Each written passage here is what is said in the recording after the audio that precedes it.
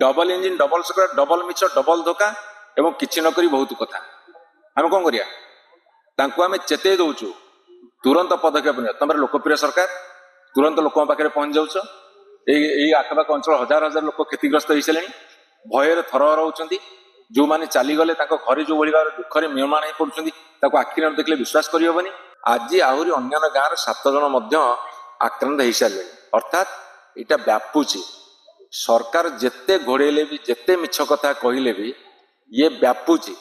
एते पर्यंत सरकारी स्तर में कौन मंत्री बा मुख्यमंत्री के न आसवा बड़ दुर्भाग्यर कथा तेणु सरकार तुरंत पदक्षेप नियंतु जदि पदक्षेप न नेबे ताहले तांकु तीव्र विरोध करा जिवो उचित जवाब दिया जिवो जी सरकार हो ताकु दायी करा जिवो 24 वर्ष लोक मरि नथिले के दुर्भाग्यजनक घटना घटे घटवार किसी माने को कारण घटला ताकु संगे संगे अनुधान करबा निरीक्षण करबा तुरंत विहित पदक्षेप नवा इते तांकु बारण करछि।